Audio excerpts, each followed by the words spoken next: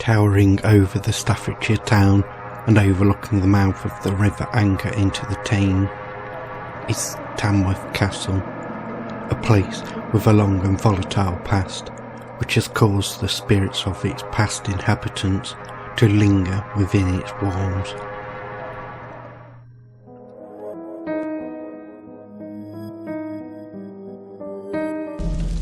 The castle that we see today can trace its origins back to the Norman conquest, when the land was granted to William the Conqueror's steward, Robert Despenser, who built a wooden castle during the 1080s in the typical Norman Motte and Bailey style, but the site is much older.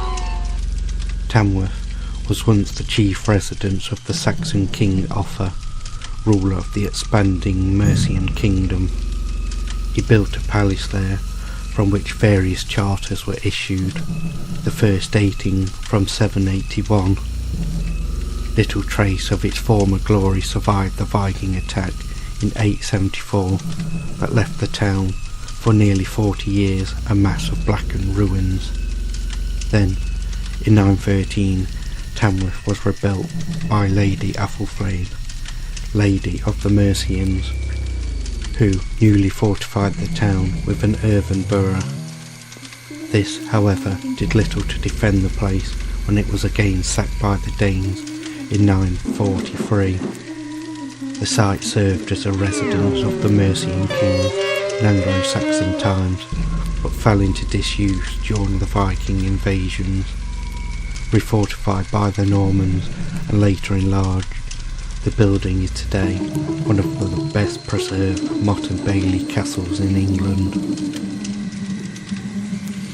The castle plays host to many ghosts. For many years visitors and residents to Tamworth have told their stories of ghostly goings on. The most well known are perhaps the White Lady and the Black Lady.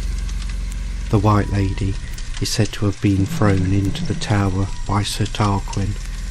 However, eventually she fell for him and is said to walk the castle looking for her love, who was murdered by Sir Lancelot du Lac, who came to rescue her. The Black Lady is supposedly the spirit of a nun known as Editha. Her fellow nuns were said to have been removed from a local convent under the order of Robert de Marmirion. The vengeful prayers of the nuns were said to have awoken Editha from her grave one night in 1139. Her ghost attacked Robert and prophesied that he shall meet an untimely death unless the nuns were reinstated in the convent. The nun's spirit struck the Baron on the side with the point of her crosier. His cries were so loud and frightening that the whole castle was awoken, shaken with fear. The pain only subsided when he told his men to allow the nuns to return to their Polesworth convent. More recent paranormal phenomenon has been recorded, with hotspots where recent activity has been witnessed. A woman named Anne was visiting the castle when the castle's alarm suddenly went off. While the museum staff was waiting for the engineer to come and reset it, she sat in reception. She heard the odd footstep here and there, which was nothing unusual, but then the sounds got louder and louder until she could hear the dragging of tables and chairs across the wooden floor. Becoming very uneasy and frightened, and sensing that she wasn't wanted in the castle, Anne dashed outside and straight into the engineer. He was shocked to see her, because he had just seen a figure standing in the Ferrer's room window, which he thought was her. That day, the room had been fitted with a new circular table and chairs, yet on investigation, nothing had moved an inch. June, a volunteer who worked at the castle, was opening up the Tamworth Story exhibition one morning when she was struck in the face and momentarily blinded. Afterwards, June said it felt like sand had been thrown at her. When she cleared her eyes, she saw a blue mist swirl around the room near a display of 19th century ceramics and disappear out of the window. The mist was at least 6 feet high. Over the years, many visitors have reported the sounds of footsteps following them, only to find no one is there when they turn and look.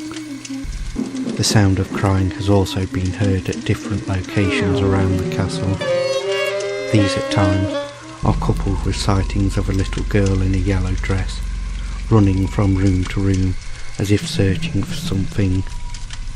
This same girl has also been seen dancing at the top of the tower, silently twirling and curtsying before disappearing in a wisp of mist.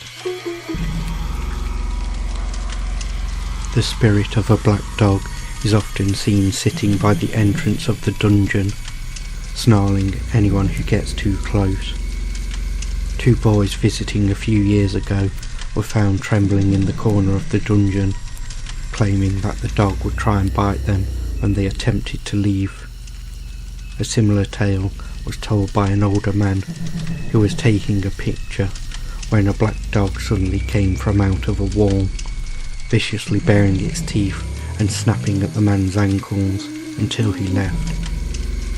As he fled out into the courtyard, he heard the dog's paws behind him and felt his trouser legs tugging as if the dog was still snapping at his ankles. Tamworth Castle has been the subject of many paranormal investigations, notably on Most Haunted, where little other than audio evidence was captured.